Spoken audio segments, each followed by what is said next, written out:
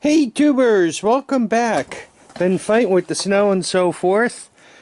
And let me show you get this thing getting unloaded, then we'll talk about it.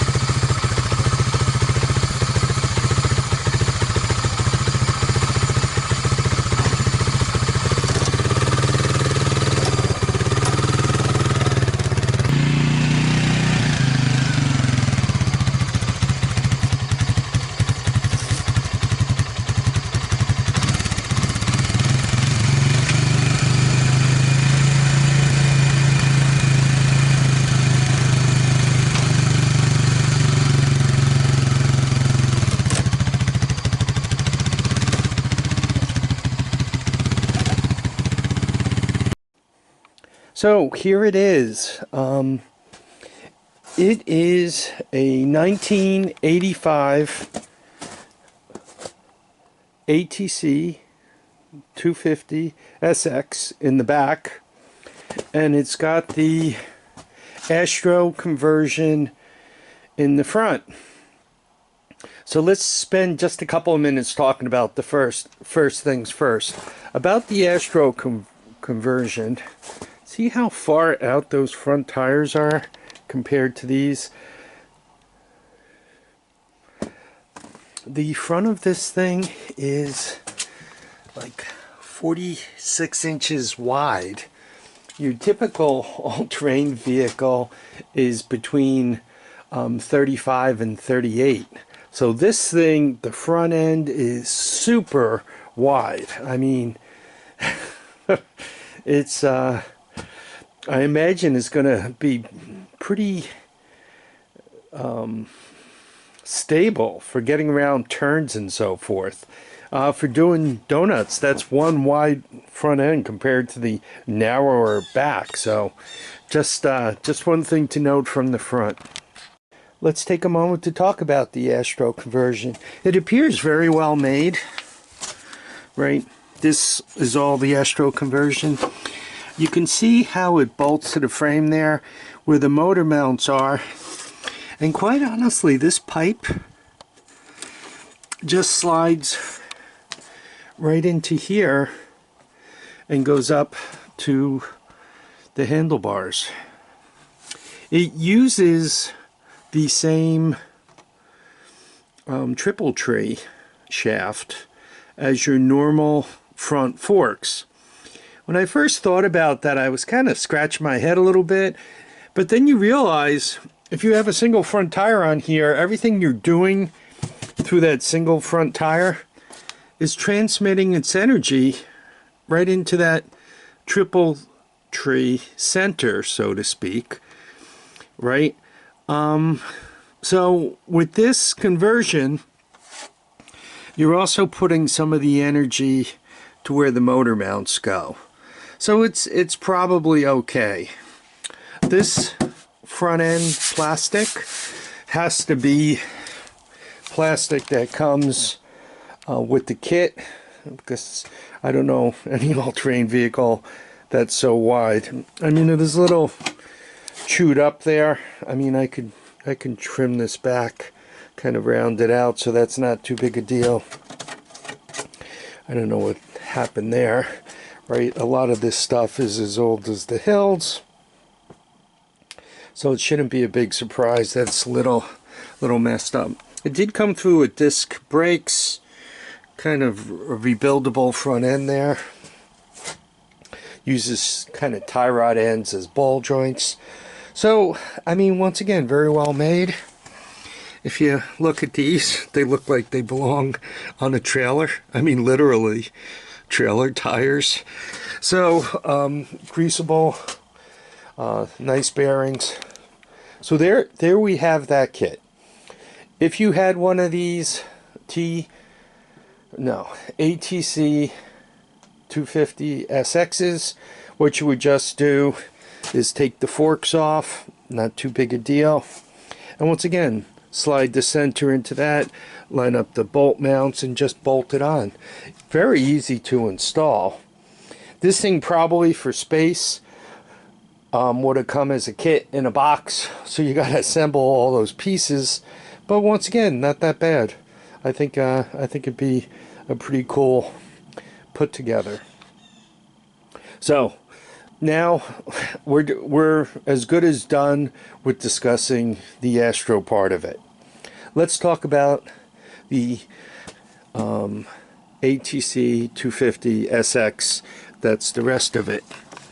This thing was made, I don't know if you could read that date, 1984. So this would have been one of the early engines, and the early engines had some problems. They had a tendency of starter material to get in between the flywheel and the stator, which would chew up the stator, chew up the flywheel, all those magnets and so forth. I'm told this thing has no spark. I haven't put a meter to it to discover what else it would be telling me, but the story on it is I bought it out near Greenwood Lake, kind of the border of New York and New Jersey, and I'm told it's from, quote, out there in Pennsylvania, unquote.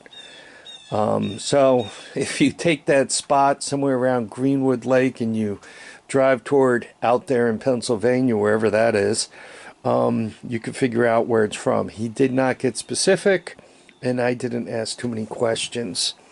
It has wiring issues,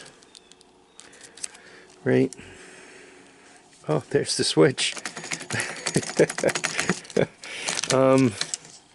He says, and if I may quote, it has a China ignition system.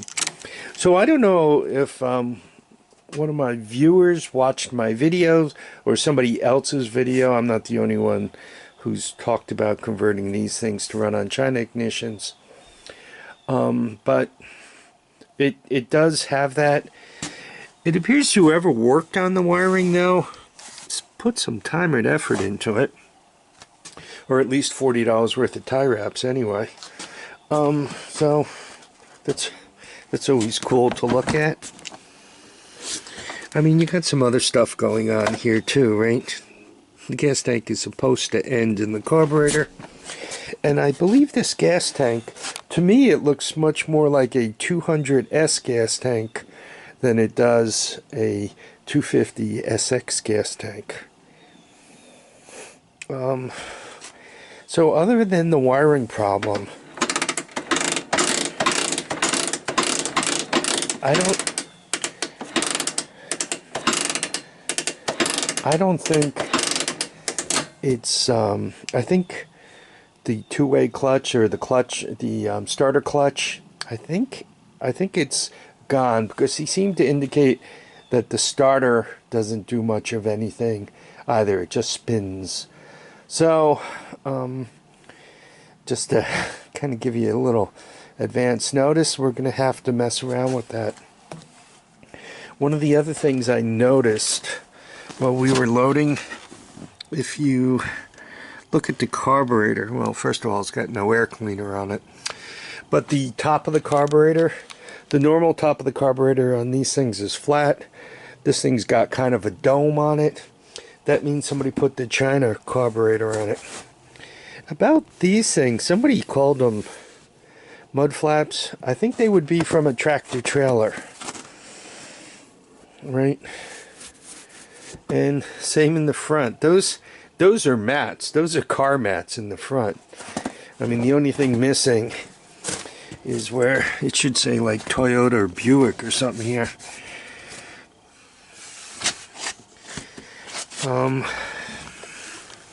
I gotta tell you, it does not roll worth a hoot. I mean, it's like got lead weights on it. I don't know if these back brakes are dragging or what the story is. It seems that all four wheels are dragging. Yeah, they're probably a little tight. Does look like it has a newer battery in it. And there we are. Now, just to let you guys know in advance, we're going to have a whole load. This is a good project. This is a really cool project. Because whether you find this guy or that guy, a lot of the stuff you're going to be doing to bring it back to life similar. I mean, I got to put a rope starter on this one. Chances are I'm going to have to go into this one and figure out what's going on with the two-way clutch, the starter clutch.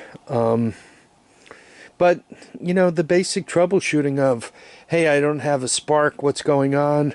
Do I have an electrical system to for the starter and all that? I mean, this is going to be a good project. There's going to be a lot of cool stuff to work on with this. So, I hope you guys are looking forward. I'm not going to break into it now. This is the kind of thing you want an open spot to work on it. I think what I want to do is kind of finish that one up a little bit more before I tear into this one. So you're going to see this now, and then it's going to disappear for a little while, and it's going to come back again. I wish I had my carport up, because this video probably would have been made in the carport, and that would have been that. I really saved this thing from being parted out. If I didn't buy it when I did, as soon as he got a little time, particularly around the Christmas holidays, he was going to tear the rear axle out of it and sell it. He was going to sell the Astro kit as a standalone, you know, with the plastic and all that. You know, the seat and back plastics, though it's Mayer, it's in halfway decent shape. The gas tank, I mean, he would have got his $450 back without too much trouble.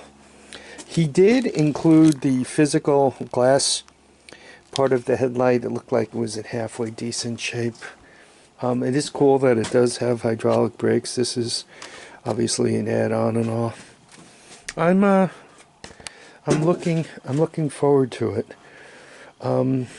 Just up front, the tires don't seem to hold air very well. They look pretty good, but they don't hold air. This one I think has been run low for quite a while, right? This one's got, you know, some meat in the center. That one doesn't, so you normally kind of, well, actually running it overinflated wipes the center out. Running it low on air wipes the edges out. So probably what happened is whenever they'd have to fill it up, they'd overfill it and run it, and then bring it back, overfill it and run it, and so forth. Anyway, where does one start with this? Well, while you're thinking about it, what you should do is pop the plastic off and put a charge on the battery. You should do that even if you're not going to work on it immediately. Make sure you get the positive off the battery and put the charger on there. That way, then you'll know, is the battery any good, or do I have to change that first? Having a live battery makes the troubleshooting so much easier, and I might just be lucky. I might just, you know, hit the starter with full potential. The starter clutch grabs. I'm able to turn it over a little bit, which now I'm troubleshooting. It's kind of hard to troubleshoot spark when you're kick-starting it. I much prefer an electric starter. Even if I have to take the center bolt out, right? Take that little cap off and put my 14 or 17 socket on it and spin it with a drill. Anyway, you guys let me know what you think. I'm trying to get back up enough so we can kind of get more of it in there. There you go. I think you can see it. Anyway, money shot, eh? You guys let me know what you think. I want to thank you all for watching and commenting, subscribing. Please remember to keep your feet down, your heads up, and get out and enjoy each and every day. Bye now.